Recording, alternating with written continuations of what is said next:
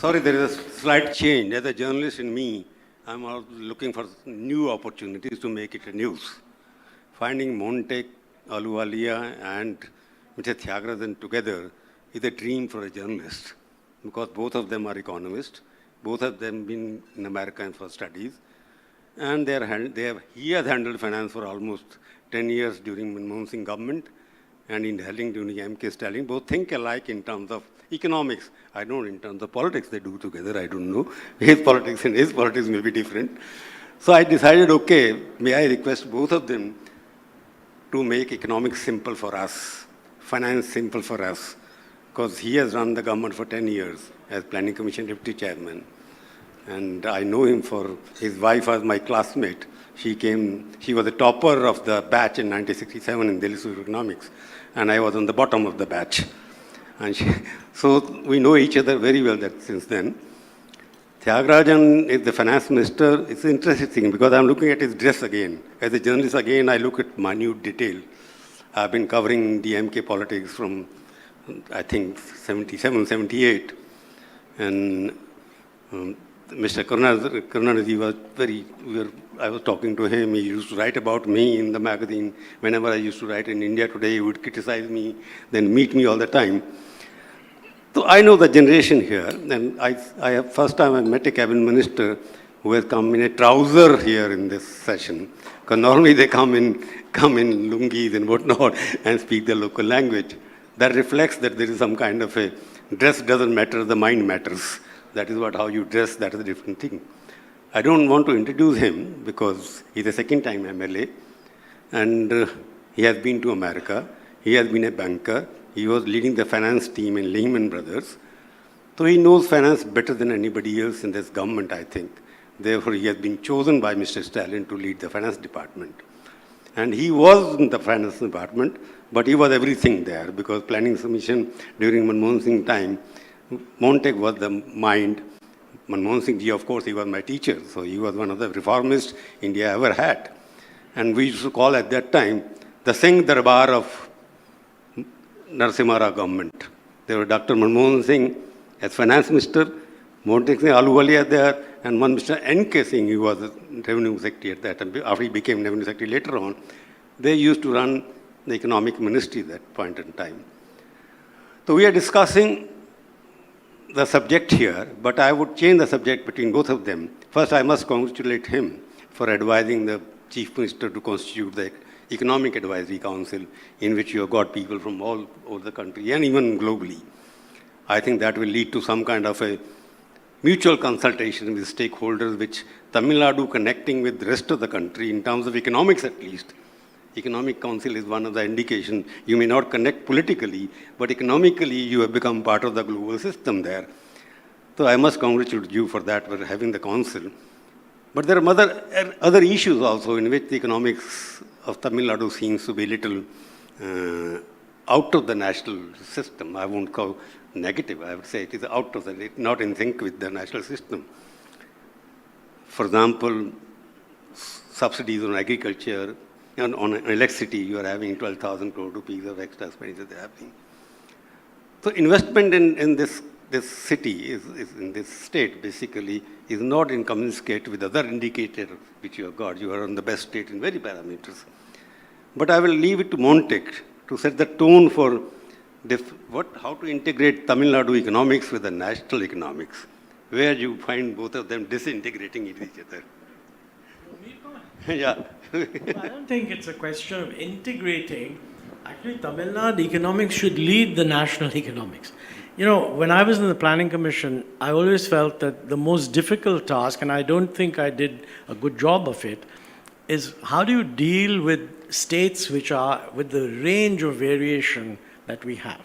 And Tamil Nadu is at one end, much the most industrialized state, much the most urbanized state, much the most globally connected, and also historically. I mean, the Cholas were doing a lot of globalization in East Asia at a time when most of North India was all tucked away in the Indo-Gangetic belt.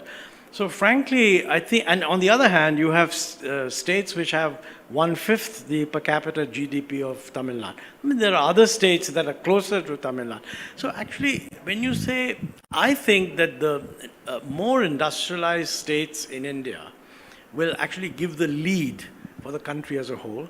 And secondly, once the role of government becomes one of providing infrastructure and facilitating progress, 80% of what a business has to do with the states. So actually we need a much bigger focus on what are the experimental things that states are doing, who's doing better, and Tamil Nadu can be in a position where it can become an exemplar. The rest of the country will naturally follow. Because the people of India live in the states. Somebody once, a mathematician, said the center is a dimensionless point. Nobody actually lives in the center. So in that sense, I personally think that if India is going to do well, it is because states, the more advanced states, will give an example. Now, mind you, with migration, it's not as if the prosperity will not spread. People will move to where the jobs are created. And the demography is such that Tamil Nadu is already getting into the declining population growth phase. All the so-called demographic dividend is up in the north, but unfortunately the educational services that we are providing them is certainly not good enough to merge with the needs of labor. How do we handle that? What do you do about skilling and education? These are dominantly state subjects. They're not central subjects. Central universities account for a very small percentage of the total number of students. It's the state universities. And of course, school education is all with the states. Well, first, thank you for the invitation. Thank you for this unexpected pleasure. Dr. Ahluwalia is a legend, so first time I'm meeting him. Thank you for giving me the chance to be on the same stage. I think a good place to start might be with the Mr. N.K. Singh that you referenced when he came as chairman of the 15th Finance Commission. And I, at the time, was an opposition MLA and I represented my party. And I asked a question. I said, you say that your goals are transparency, equity, and efficiency. Transparency is pretty obvious, there's no... But equity and efficiency can be defined many different ways. And let me just, to tip off the point that you started, successive finance commissions for the last 5 or 6 times have kept on reducing the allocation, the devolution to states like Tamil Nadu. Tamil Nadu in particular, but states like Tamil Nadu. So I made the point, I said, in a federal setup, in a system, we assume infinite movement of labor, goods, etc., or relatively frictionless movement of all of this. And so if you have a transfer mechanism like the Finance Commission where you take money from a relatively well-to-do state and you give it, at least on a per capita basis, to a much less well-to-do state, that's how the system is supposed to work, no problem. But if I look everywhere around the world in such systems, such transfers reduce inequality and close the gap. So if I look at China, where the coastal provinces are substantially economically more active than the hinterland, transfers happen and the gap narrows. If I look at the European Union, where the Western European countries were substantially better off than Portugal or Italy or Greece, and the transfers happened and the gap narrowed. If I look at the United States, where the New York, California, the coastal states are significantly better off than the interior states, transfers happen and the gap narrows. But here we have 25 or 30 years of finance commissions. You've kept on transferring wealth from the better states to the poorer states. Not only has the gap not narrowed, not only has it stayed stable, but the gap has widened, and the gap has widened in an accelerated manner. The gap is getting worse and worse. So if the definition of efficiency is that you put the money to work in a way that improves people's lives, especially at the weaker end of the spectrum, then this whole process has been a failure, utter failure. So the question arises, what is being done right in some of these states where they keep on climbing, and what is being done wrong in these states where, despite net transfers, they are not able to climb?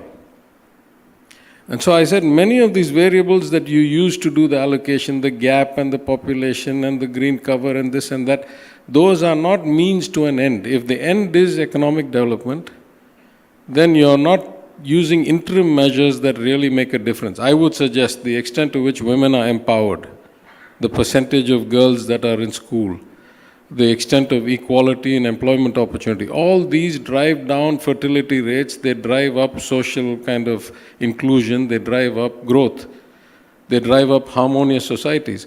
You are not incentivizing those kinds of outcomes because you don't give any money based on that.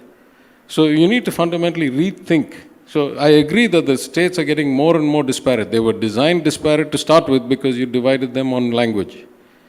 But the economic and the outcome in every way, in demographic, in social development index, and human development index, have kept on diverging aggressively. So there's some other construct beyond money that is driving this change. And I would say it is the nature of society. Those places where you focus on education, on inclusion, on compassion, on empowerment of women, those places you get good outcomes. And those places those are not the priorities, no matter how much net transfers you do of money, you're not getting the right outcomes. At least that's the theory that I proposed to Mr. Singh. I didn't get a chance to speak to him much when he was here as chairman. I've spoken to him quite a bit since then, after I became minister. And I haven't had any evidence to change my view that these are the fundamental differences. I think you raised a very fundamental issue in the beginning. I wanted to bring in something else because Montek was there. You raised the allocation of funds also, per capita basis, should distribute or not. Because now GST has come into force where you're getting automatic transfer of money in whatever form. Whether GST, according to me, I'm a student of economics, it becomes something where the states are not encouraged to raise their internal resources because they know some money is coming automatically from the central government. Instead of it is serving the interest of the businessmen, but yeah, compensate. But you are asked for 5 years extension anyway. State many governments. So I'm saying GST is some kind of a discouragement for revenue internal revenues because all of states are involved in what I call the economic term freebies that you distribute so much of money.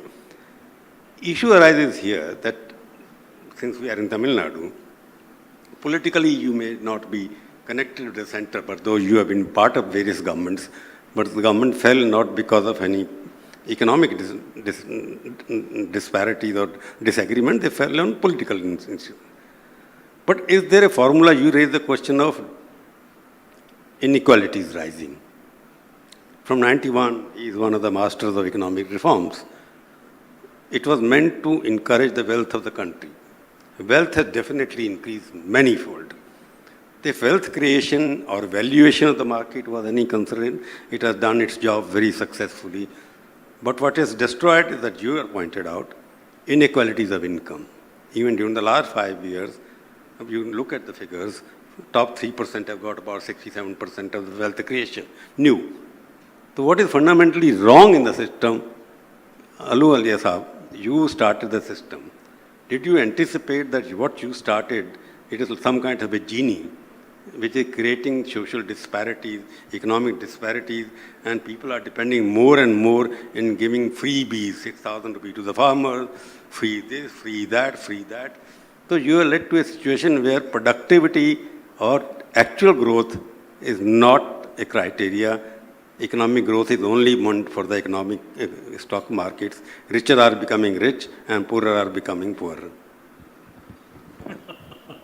Well, no, I think, Prabhu, as usual, I think you picked on one of the most important issues that is being discussed around the world. So I'll make a few disconnected remarks. First, the intensity of feeling about inequality is particularly high in the wake of the pandemic, because there's no doubt whatsoever that the pandemic hit us badly. It's a separate issue whether we could have managed it better or not, but all countries were hit, we were also hit. And all countries have found that the poor were hit much more. And as a result, inequality has increased. But you know, to the extent to which this is the result of a short-term hit, the recovery will take care of a lot of it. So my first request to the political leadership and others also, don't invent political solutions for the medium term based on a short-term problem. The most important short-term thing is to get the economy back on track, get the jobs back, and look after the small-scale sector, which has been very, very badly hit. Even give them a little bit more of a benefit, perhaps, than is actually deserved. Once the economy is back to normal, then we'll think about these longer-term issues. Now, on the longer term, you know, very often when you open up opportunities, the people who initially benefit are the ones who are a little bit better positioned. I remember, in fact, it was in 1990 or something, I had come to Chennai and I had written a paper on does economic reform increase inequality among states. And somebody asked me a question from the audience that, you know, of course economic reform will be good for Tamil Nadu, but won't it hurt the backward states? And I was about to give a balanced answer when Mr. Murusali Maran, who was present, he got up and he said, there are no backward states in India, there are only mismanaged states. So this is the real issue that, are you saying because I'm backward, I need some help? I think nobody would dispute that.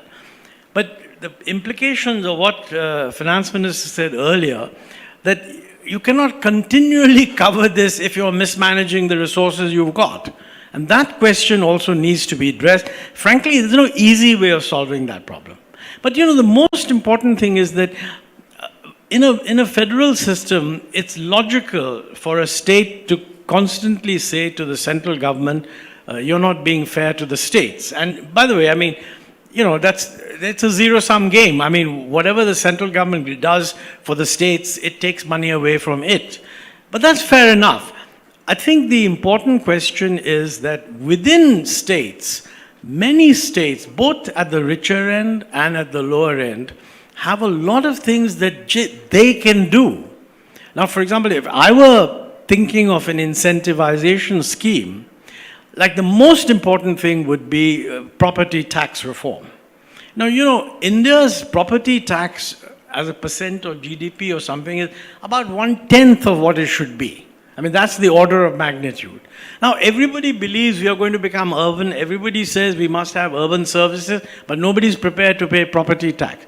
You can exempt homes of less than 100 square foot, 200 square foot, but let's have a decent property tax system. Now, if a state were to truly modernize its property tax system, that would be terrific. The second very important thing is what you can do for the electricity distribution and the losses generated there. It's a politically an explosive situation. And when I was in the Planning Commission, I used to keep telling my own home state, which has maybe the worst record on this, that these policies that you're following are not environmentally good. And you know, privately the Chief Minister would say, look, I agree with you, but this is politically impossible. Now, I don't think the center can do it, but somewhere something has to be done. The third and the final thing is education. You know, quality of education, what we are seeing in India, I think is this famous ASER result, that 50% of the kids in grade 5 cannot read what a grade 2 kid should be able to read. And states vary, some states do better than others, but this is bad across the board.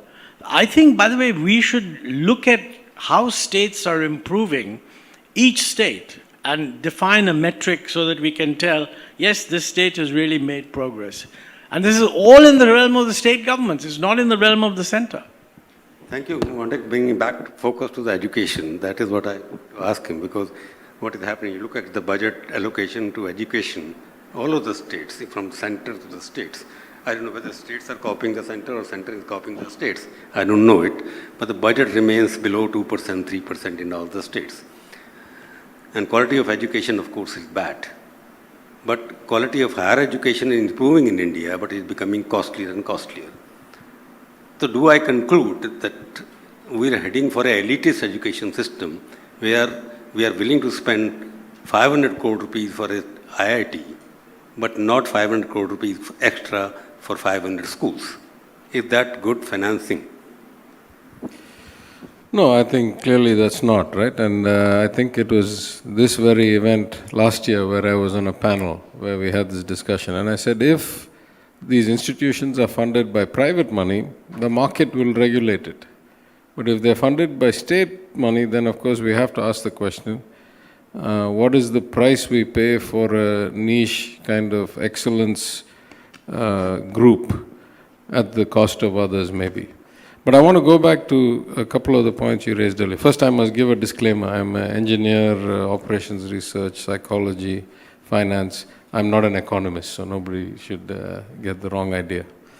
Second, I think all growth inherently tends to increase inequality, whether that's because of globalization, whether that's because of innovation, whether that's because of integration like internet integration, even whether it is an exacerbation, as Dr. Ahluwalia said, through a crisis. Almost every event inherently tends to disrupt what we would like to think the role of democracy is. You know, in the Karl Marx view of the world, capitalism would collapse on itself because the returns to capital would keep on increasing and the returns to labor would keep on decreasing.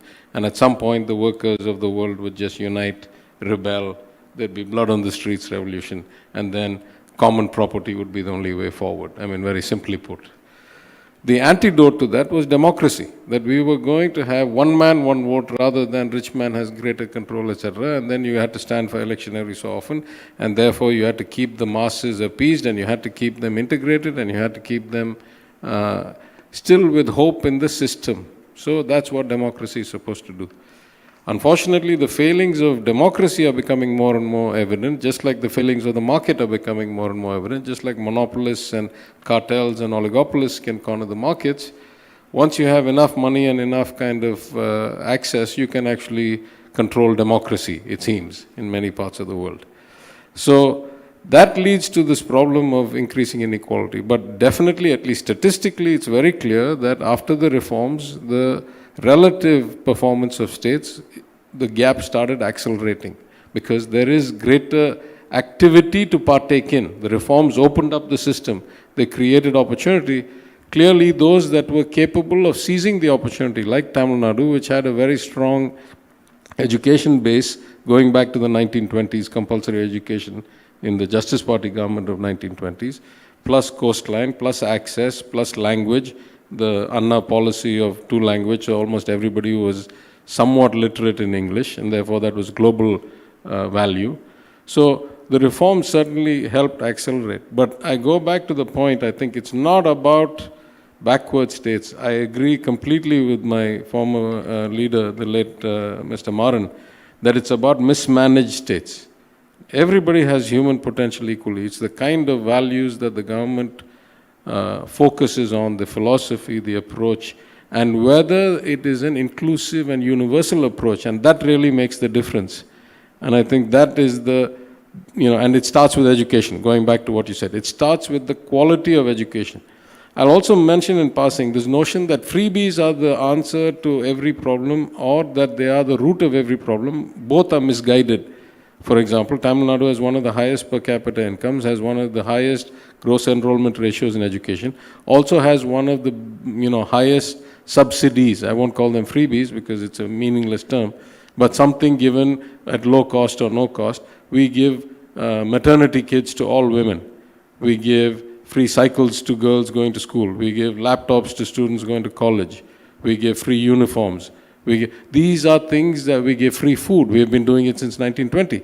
These are investments in our future. We don't consider them as just random freebies, right? So it's not the terminology or the cost of it that makes the difference. It is the attitude, the philosophy, the political underpinnings that drive policy and planning. That's what makes the difference, I think. Everybody is worried because Tamil Nadu, we are there. Reforms, everybody talking about. And Tamil Nadu has been, in the beginning, historically, it's been one of the most educated in terms of development and whatnot. But I find in terms of ease of doing business, somehow it seems that you are lagging behind. In the sense there are about 26,000 rules and regulations which are criminal laws. I'm told Tamil Nadu tops in there where the businessman can be sent to jail on 1,000 counts. There are processes there, 1,000 laws that they have to be, they can be arrested, sent to jail, and you are much higher in that. Why that is? Because reforms is not happening. Why those legislations are not being dropped and restudied and whatnot? Yeah, listen, I have not done a comparative study. I've only ever lived briefly in Bombay, Mumbai, and the rest of my time in India, in Tamil Nadu. So I don't know what the relative ease is in different states. On an absolute basis, we are very clear that there's a lot of red tape, unnecessary red tape, a lot of greater ease of doing business required. I'm not so concerned about the laws about people going to jail and all that, because I can't think of any instances. If you have many cases of actual businessmen being jailed, you tell me. But the law, just because the law is on the books doesn't mean it gets actually applied. That's a different story. But we are 100% clear. We have to make it a lot easier for people to do business. Not just the global corporates and the big companies, but for the MSMEs.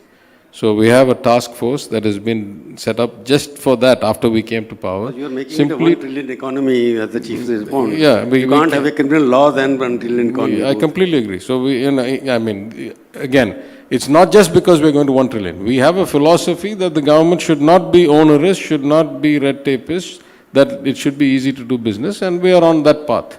Maybe the need to get to 1 trillion in 10 years and therefore achieve, 14.5%, 15% nominal growth a year gives us greater impetus to clean it up more quickly and more thoroughly. But philosophically, we are very much inclined to removing a lot of these archaic constraints and freeing up the market. Yeah. Since time is running, I'll ask the last question. What is your expectation from the central government? Because there's always a problem. I want this money, that money. What do you think? Give one model which is acceptable. Yeah, listen, I actually go back to Dr. Ahluwalia's point. I think at least the large, rich states, there are a lot of things we can do ourselves. I became finance minister in May.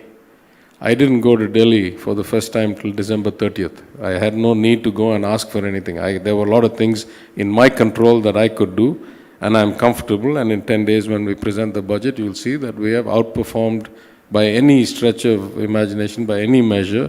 We have phenomenally outperformed not just the last 10 years of Tamil Nadu, but certainly most states in India. I did that without needing to go to Delhi.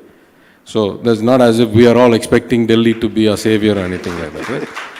But what we expect from Delhi is fairness, predictability, and a good partnership that allows for independent decision making. This notion that you can control everything from one place. We have just gone for 20 minutes talking about how diverse states are, how different the conditions are. Why do you presume that you can come up with one homogenized program sitting in Delhi and implement it across 1.4 billion people of such great diversity? It makes no sense. So just allow us. I don't want to go too far, but let's say I went back to Delhi about 10 days ago. I had some meetings with the Finance Secretary, Finance Minister, very courteous, very nice people. But I brought up a technical point which I have not talked about publicly, but I'll say it now. So they tell us that there's a thing called a borrowing limit, right? And it's based on the FRBM Act and our respective acts and all that. Let's just take for now, it's 4.5%. Question is 4.5% of what? So when we set our first budgets, we take 4.5% of the CSO's estimate of what our GSDP is going to be, and we set that as the borrowing limit. Then midway through the year, we get a revised estimate. Like now, we are 11 months into a 12-month year or 11 plus months. So the CSO has updated that number. So when I present the revised estimate in 10 days, I'm going to take 4.5% of that GSDP. But if you look at the actual amount the union allows me to borrow, that number is about 6,000 or 8,000 crores, less than 4.5% of what the CSO says my GSDP is going to be.